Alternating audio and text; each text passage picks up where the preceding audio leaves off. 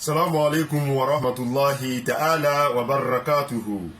Amadema kwa yalu dunya jabe anyota. Bi 21 février 2020 à Oli Bena journée internationale de la langue maternelle ma. Okura munele bi la mengu yene ando ko molo ngo beata sikanfo surtout amadema kwa yalu ngo beata sikanfo. Bɛɛ y'a kan fɔ a den ye bɛɛ y'a kan fɔ a worodenw ye an lamɔdenw ye an y'an fa kan fɔ an y'a sansi kan fɔ la mɔgɔ dɔw b'a yira o ju sikango ye turungoli le an ba n'an fa kan ye tubabu mɛn gu ye o tubabu lolu gu an na lakezi san kɔnɔ ka sikan bonya an bɛ ba n'an fa kan lɔ an ba n'an sikan ye tubabu mɛn gu ye o tubabu ke lolu gu an na lakezi san kɔnɔ ko kɛ sikan ta bonya la ni bɛɛ y'a kan k'i hakili don sikan lɔ sikan olu ma kan ka tunu ɲamɛ ma sikan ko tɛ ko fitinin dɛ hali a lamɛn y'a lale ala wa kuma sikan kan ala ko k'ale ta kawa ko dɔ le sikan le sikan a kɔ o ɲɔgɔn kɔ la divergence des langues miracle dɔ le ala ta miracle dɔ le awɔ ko anan kɔnɔ suratu rum wa min ayatihi ikhtilafu alsinatikum wa alwanikum alikatasi hayan dans la biolo un fait comme une forme lui aujourd'hui 21 février 2020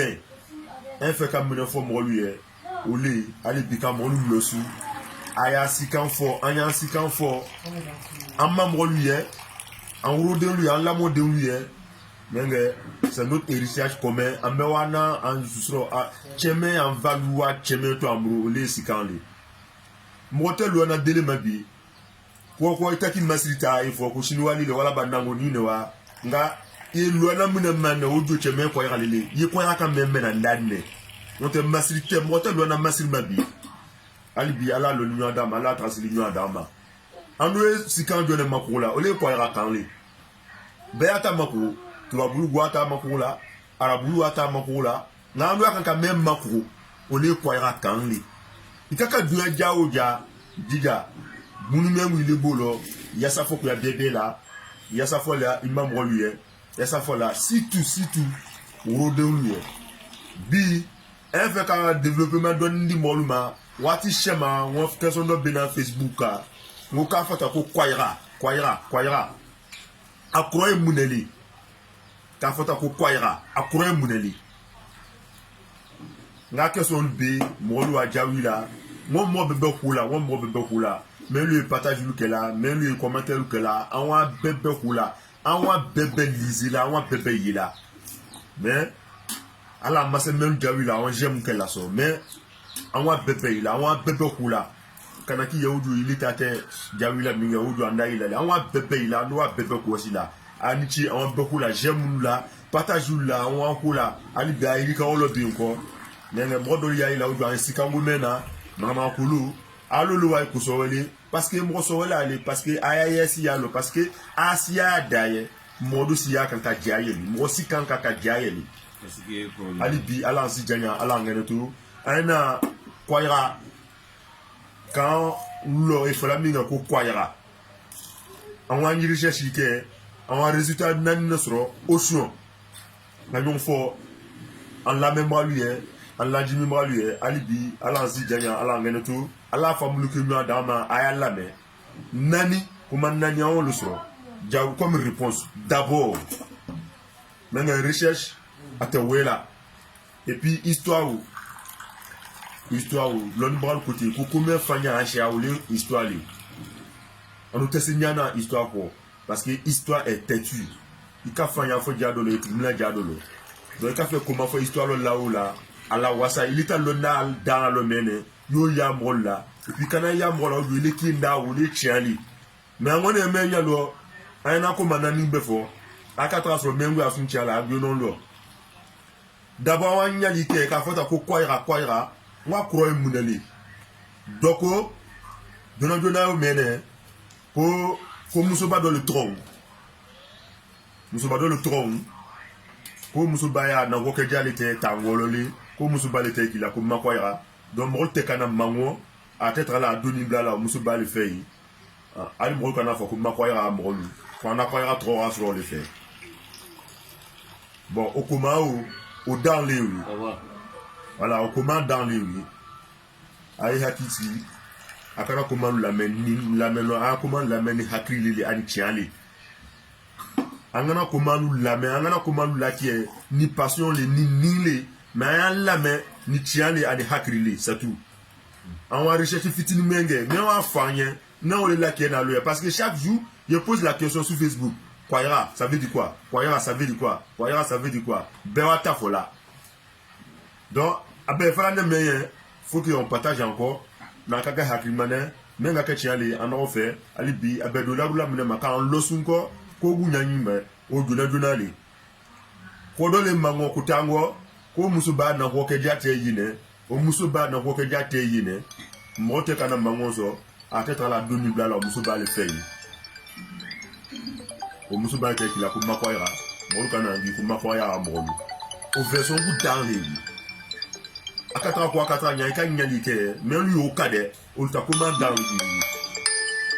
o kine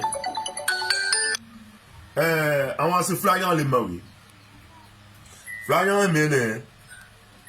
o le ko awa boko sur le lo parce en parenté comme ça mba balu le ko ato ko sur le kala anu te kana ko ta sudila ni an digna le no la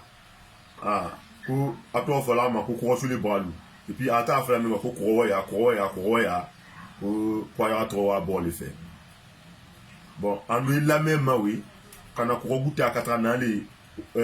no la o lama mo te ko mananya mema ni kinmiroma nanga si ko la dama de te ko mananya mema ate prononciation kela nyamema ni ka histoire la ka ko yeta so ko ma o ko ateke ko ma nga be version no o tilu ko tin ko power bo ko ya ko anda ko ya to wa bo le lo ko ya power bo le lo o version ku dans les lui na wanya like ka da akwo ka fe onya do ma afoko na me me chon bala ko lili atidu adaine o tilu adaine mo kine mo flatter donc ta version le oui o lo adaine o version flagrant le alhamdulillah on se sawanya le manne ayon la men ko ni hakrile sawanya on neta se lo sombroma voilà nota taya la ka foko keso lu sisi ni onda lo nyamema mene ka ketchen le wansi no maloto non bulo asi le son de ti na wansi sawanya le makwena sawanya e mene ole koroya kanli histoire lo mangwa kwa yalu jame no espace menga anana asuro espace la mrindo we molu ko molto ya kana asuro permetti lo molto yi maintenant ando ntombalu nana te quand même voilà kango qualité ada ça dit ça ni molu a janya mandingre lui a fait comme molu janya yona molu te communauté anda communauté do le ko awon boy ne kana bango awon asuro ko modol woyi peut-être un quand même voilà to o me ko on kwando manko ko koroya kan le ada koroya kan ça dit comment ko le ada mo me lui ne kwa ya menu wana kwa likana install jameno ani kama ya da jwa kano maninga kano me kangwa kwolu koro ya kan power ball lo koro ya kan version sawanya me vola olivi bon ambe ya fait hakrila olivi awana kana install filmed melo awana so mo dolu woye mo melo en lamrina ulu ya lu onko oju mo me le sika me vola ano wa sika no me ko me kuma kan go ko lu koro ya kan ada me nyesi ko ka molu hakila ji ko ya ka me nwu ya ndo da bi nko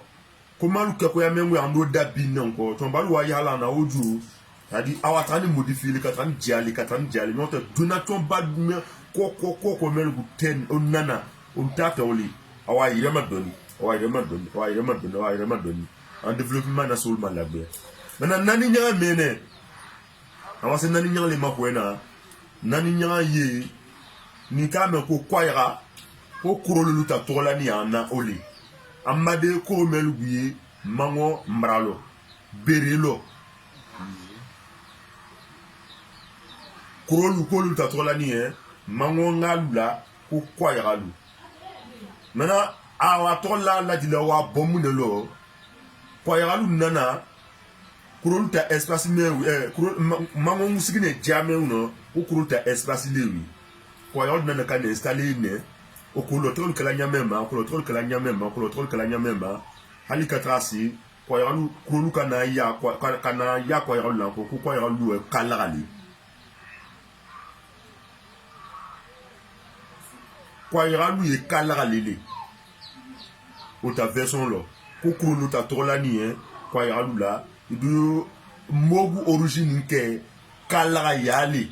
kalagalu c'est-à-dire ils sont têtus ils sont guerriers wa installés à royaume développé allez quand installé ils sont endurants nous a fait fort on a bi français là sont endurants à courir bré au lieu faut la quoi ko kalagalu il faut tomber demain ko tomber kalagalu de c'est-à-dire tomber même courir bré on sera la konguchi le yé à ma décès le persévérant et probablement ko kalagalu quoi ira kangulo ko kurolu ya fala nduma ko kalagalu amadima kalagalu awa kalagalu ko du ko kurolu ta tola ni ko yagalu lawle ko kalagalu version nani me na wa recherche kaka ko ya ka o lewi na no ka foka du mo la aya fama beata tomba ko ni na tomba lu masaba me mevo dinu nyana ye mevo dinu nyana en recherche ke en loni ni tomba lu fait en comment ko manyali ke tomba lu la tomba kula me wa bo an ya fa tomba kula ma anda tomba ko nu sala tomba kula doneli tomba kula ni o ti brada dia tomba kula ni betali minina menela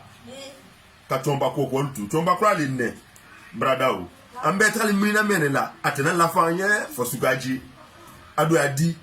wallahi adi ande setulai nga anga doni ngali dala loati ma suka ko andra tomba ko lusala aya komanye donc tomba kwa wala te la fala bo de ale sukaji dans la boama chala la boama di